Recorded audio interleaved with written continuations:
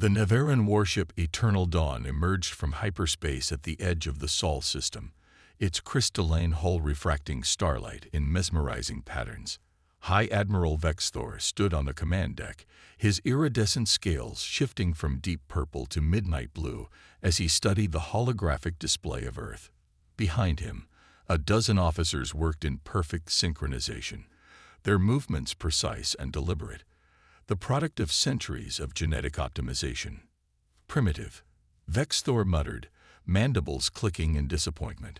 300 years of observation, and they've barely mastered basic orbital mechanics. He gestured at the crude satellites cluttering Earth's orbit, each one a testament to humanity's technological infancy. The Nevarin ascendancy had watched Earth since humans first split the atom. They documented every launch, every orbital test, every failed mission to Mars. Their anthropologists had classified humans as a Category 3 pre-spacefaring species, technically capable of reaching orbit, but centuries away from true interstellar travel. Or so they thought. High Admiral, Sub-Commander Zeratel called out, her voice carrying the musical undertones of the warrior caste. We're detecting unusual energy signatures from the planet's dark side. Vexthor dismissed her concern with a casual wave. They're fission reactors, nothing more. Prepare the standard first contact protocols.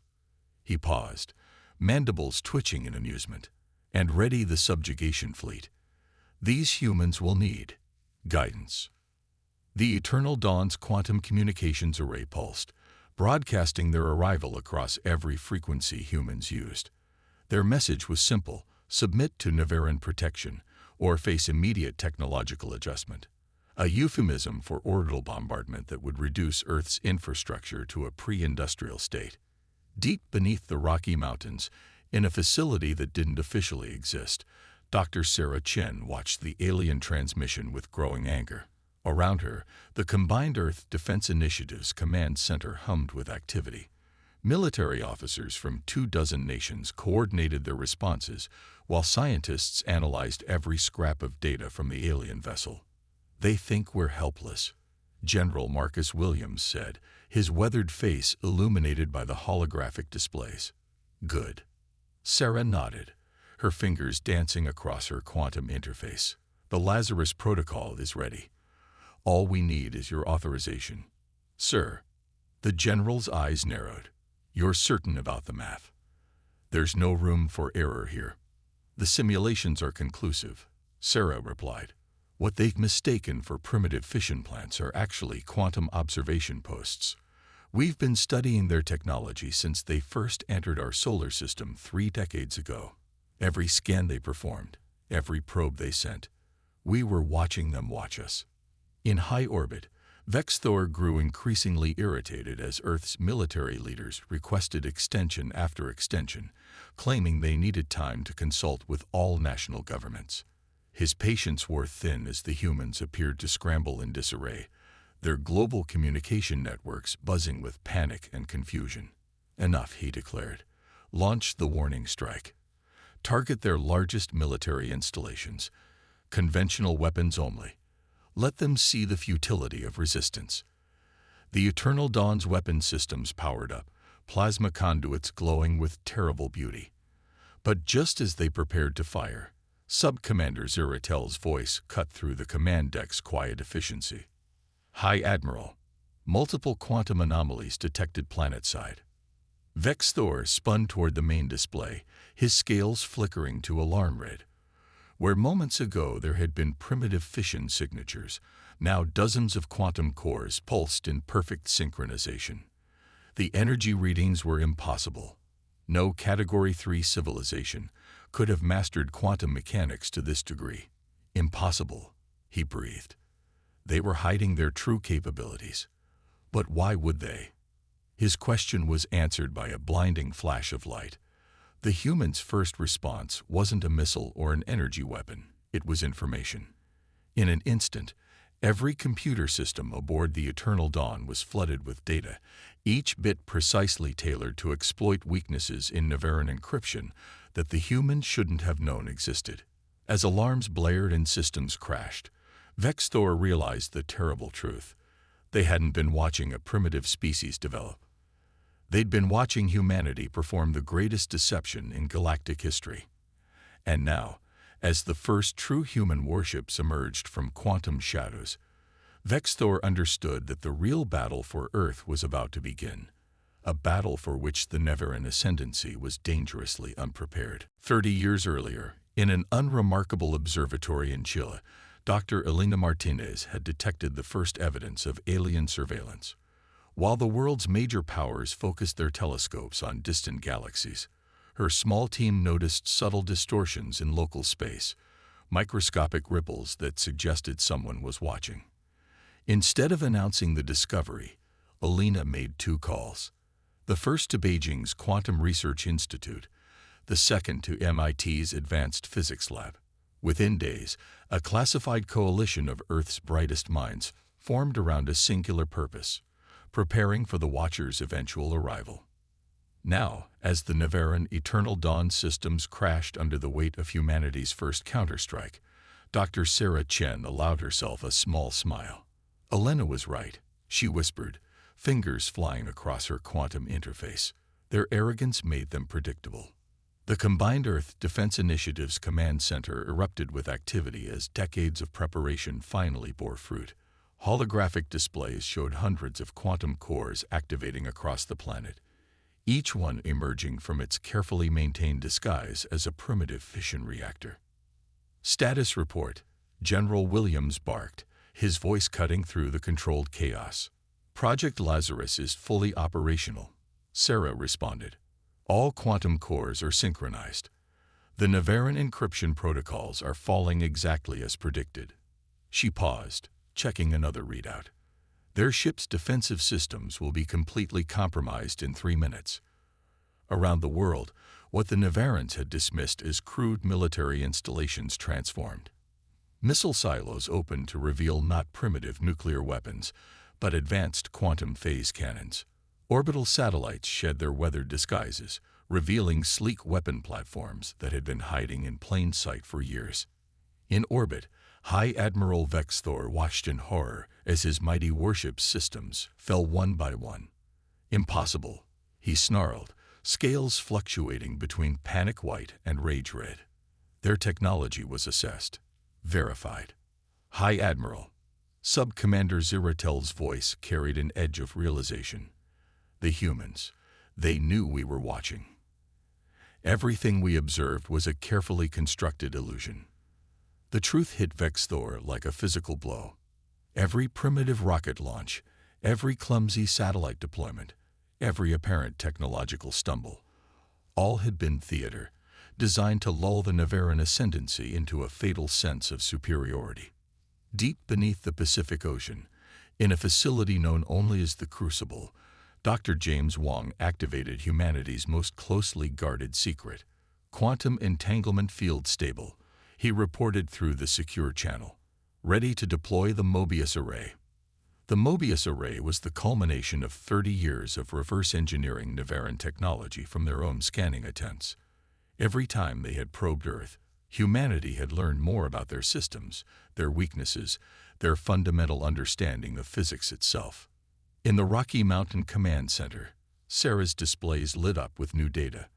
The array is online, she announced. Quantum field integrity at 100%. We can proceed with Phase 2. General Williams nodded grimly. Do it. Sarah's fingers danced across her interface one final time, initiating a sequence that would change the course of human history. Around the planet, quantum cores pulsed in perfect harmony, generating a field that the Nevarins had long thought theoretically impossible. In orbit, Vexthor watched in disbelief as space itself seemed to ripple around his ship. The Eternal Dawn sensors, what few still functioned, registered energy patterns that defied Nevarin physics. What are they doing? He demanded. High Admiral, Ziratel's voice was barely a whisper. They're not just matching our technology, they're exceeding it. The truth was even more stunning than they realized. Humanity hadn't just been hiding their technological advancement. They've been actively using the Nevarran's own surveillance to push their understanding far beyond what their observers thought possible. As the Mobius array reached full power, Sarah Chen allowed herself to remember Elena Martinez's last words before her death 5 years ago. Let them come expecting savages. They'll find instead that humanity has become what they fear most, an enemy they never saw coming. The stage was set. Humanity's greatest deception was about to give way to its greatest revelation, and the Nevarran ascendancy was about to learn why underestimating Earth had been their most catastrophic mistake. The Nevarran reinforcement fleet arrived exactly as humanity had predicted. 17 warships, their crystalline hulls glowing with barely contained energy, tore through the fabric of space at the edge of the solar system. Fleet Commander Nixkar, legendary among the Ascendancy for never losing a battle, led the formation with absolute confidence. Status of the Eternal Dawn, she demanded, her scales rippling with anticipation. Compromised, Fleet Commander, her tactical officer reported. High Admiral Vexthor reports complete systems failure. The humans. There was a pause, almost imperceptible. The humans are not what we thought. Nixkar's mandibles clicked in irritation. One ship's failure does not change the fundamental facts. We are Nevarran. We have conquered 1,000 worlds. These humans, no matter how cleverly they've hidden their true capabilities, cannot stand against the full might of the Ascendancy. In the Rocky Mountain Command Center, Sarah Chen watched the reinforcement fleet's arrival with calculated calm. They're following the exact approach vector we projected, she reported. Quantum signatures match our simulations perfectly. General Williams nodded, his eyes fixed on the tactical display. Signal the Lazarus fleet. Execute Operation Prometheus. Across the solar system, humanity's hidden forces sprang into action. What appeared to be dormant asteroids in the belt suddenly activated, revealing themselves as massive quantum weapon platforms. The seemingly primitive Mars colony transformed, its surface opening to unveil a fleet of ships that had been constructed in secret over decades. Fleet Commander Nixkar's first indication that something was wrong came when her sensors detected massive energy spikes throughout the solar system. Report, she barked. Energy signatures. Everywhere, her science officer stammered. The humans have weapons platforms throughout the entire system. They're not just defending Earth, they've fortified the whole solar system. The first shot of the true battle came not from the mighty Nevarran fleet, but from a quantum cannon hidden within Ceres. The beam of concentrated energy, modulated to exactly the frequency needed to bypass Nevarran shields, struck the lid support vessel with devastating precision. The ship's crystalline hull shattered instantly, its quantum core collapsing in a brilliant cascade of light. Impossible. Nixkar roared as her fleet scattered into defensive formations. Their targeting systems shouldn't be capable of this accuracy at this range. But humanity was just getting started. The Mobius array, now fully powered, began its real work. Quantum fields rippled through space, creating localized distortions that the Nevarran ship's navigational systems couldn't compensate for. Ships that tried to maneuver found themselves fighting against space itself.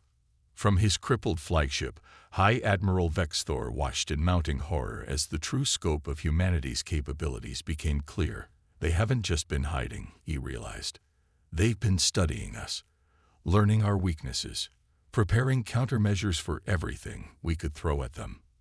The Mars fleet emerged from its hidden docks, ships of a design the Nevarrans had never encountered. They moved with impossible grace, their quantum drives operating on principles that even the Ascendancy's best scientists hadn't mastered. In the crucible beneath the Pacific, Dr. James Wong monitored the Mobius array's performance. Field stability at 98%, he reported. The Nevarran fleet is completely contained within the quantum matrix. Sarah Chen nodded, her fingers dancing across her interface as she coordinated humanity's forces. Begin Phase 3, she ordered. Deploy the Prometheus protocols. Throughout the solar system, quantum cores pulsed in perfect synchronization. The trap that humanity had spent 3 decades preparing was finally closing.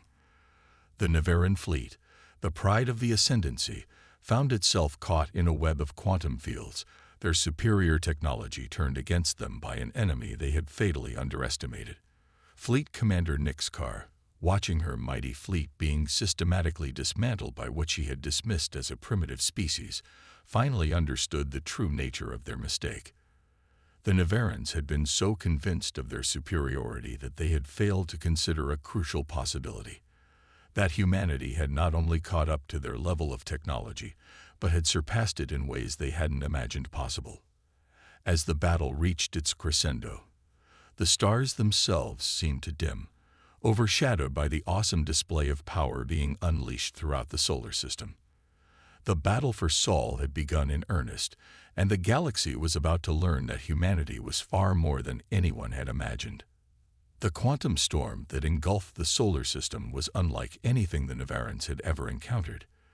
Their mighty fleet, trapped within the Mobius Array's influence, struggled against forces that defied their understanding of physics itself. Fleet Commander Nixcar watched in growing desperation as ship after ship reported critical systems failures. How? She demanded, her scales cycling through patterns of confusion and rage. How did they master quantum manipulation at this level? The answer came not from her officers, but from Dr. Sarah Chen's voice, broadcasting clearly despite the Nevarans' best encryption. "You taught us," she said simply. "Every scan, every probe, every observation. You gave us the blueprint to your technology. We just saw possibilities you never imagined." In the Crucible, Dr. James Wong initiated the final stage of the Prometheus Protocol. "Quantum resonance fields at maximum capacity," he reported, "ready to execute the Singularity Cascade." The Singularity Cascade was humanity's masterstroke, a weapon that turned the Nevarans' own quantum shielding technology against them.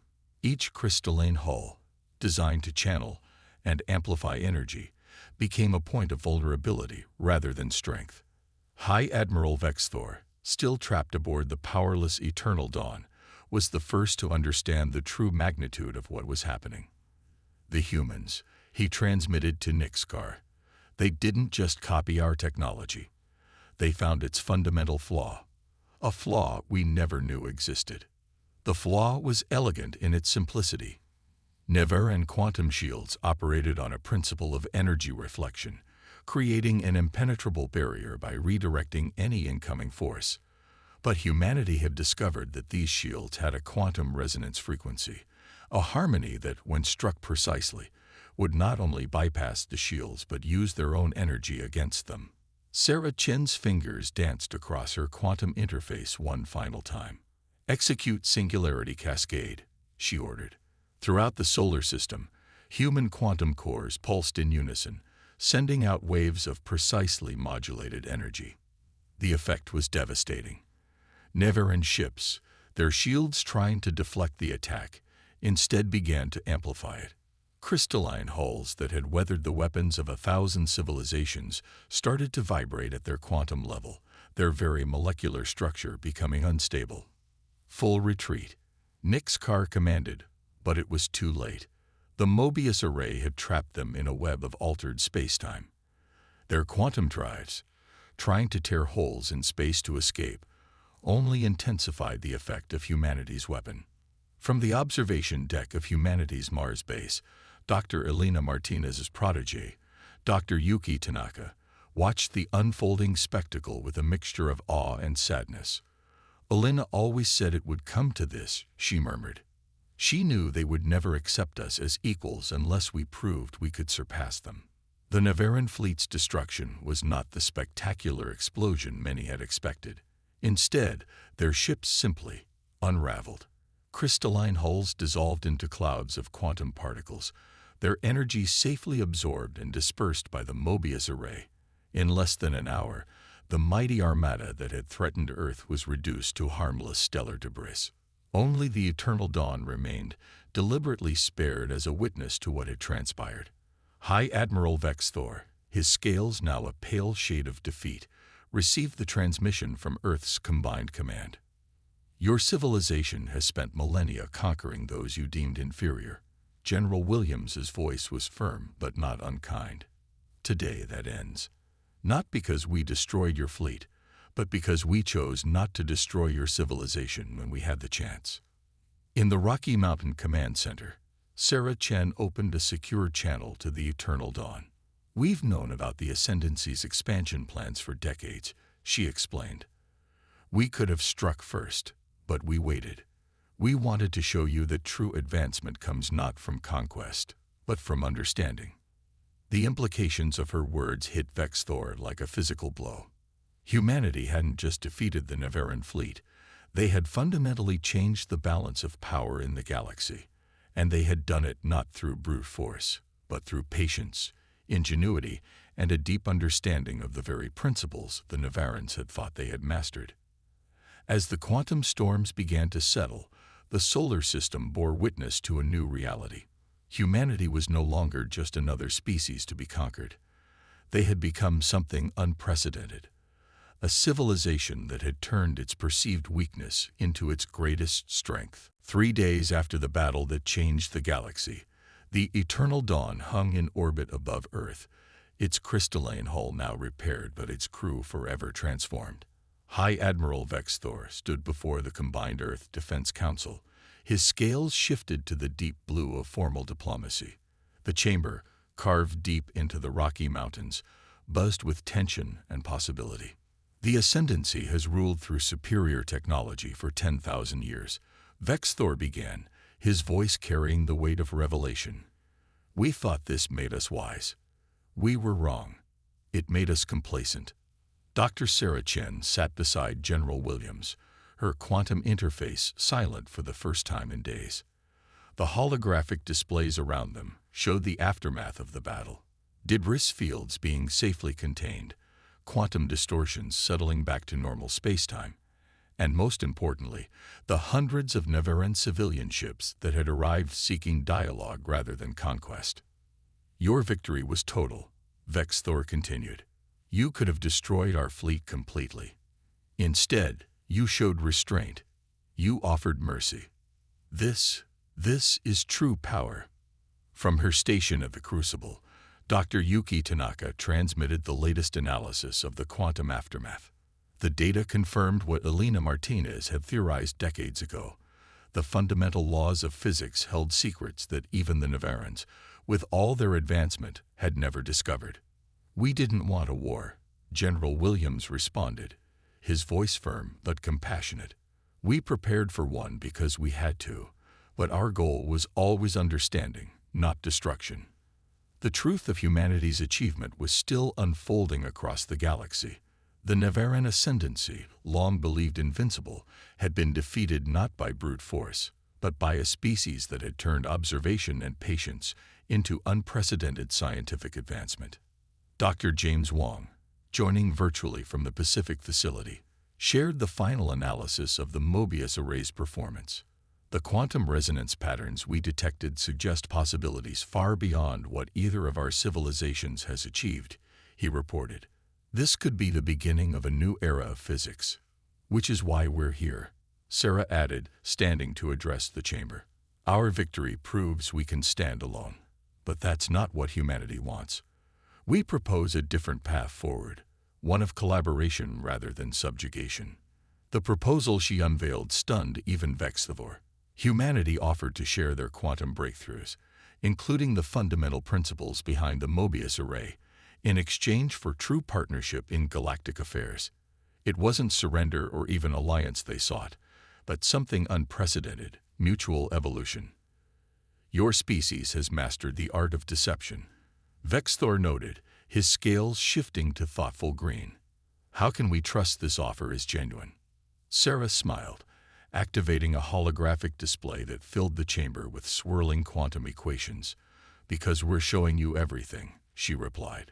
No hidden facilities, no masked energy signatures, no more deception. Complete transparency. The equations revealed something extraordinary. Humanity's quantum breakthrough hadn't just matched Nevaran technology. It had revealed an entirely new understanding of the universe itself. one that suggested both civilizations had barely scratched the surface of what was possible. From her office in Beijing, Dr. Wei Lin, one of Elena Martinez's original collaborators, transmitted the final piece of evidence, proof that the quantum principles humanity had discovered could revolutionize not just warfare, but energy production, medicine, and space travel itself. "We spent 30 years preparing for war," she explained, "but we always hoped for peace. Every advancement we made was designed with dual purpose, to defend Earth if necessary, but also to push the boundaries of science itself." The implications rippled through the chamber like a quantum wave. The Nevarin ascendancy had conquered worlds seeking technological superiority, only to find that their greatest advancement would come through cooperation with a species they had initially dismissed. As the council session concluded, Vex Thor approached Sarah privately. "You knew, didn't you?" he asked. "From the moment we entered your system, you knew how this would end." Sarah's response was simple but profound. "We knew how it could end. We hoped it would end this way. The universe is vast, Admiral. Too vast for any civilization to face alone." Above them, through the chamber's quantum-reinforced viewport, Earth's sun cast its light across the crystalline hull of the Eternal Dawn. The ship no longer represented conquest, but something far more powerful. The moment when two civilizations chose to rise above their fears and reach for something greater. As news of the peace accord spread across Earth and throughout the galaxy, Elena Martinez's final prediction, recorded decades ago, echoed in Sarah's mind. "Our greatest victory won't be in defeating them, but in showing them a better way forward." That's humanity's true strength, not the power to destroy, but the wisdom to know when not to. The age of Nevarin conquest was over. The age of human isolation had ended. Together, they faced a future filled with possibilities neither had imagined possible alone.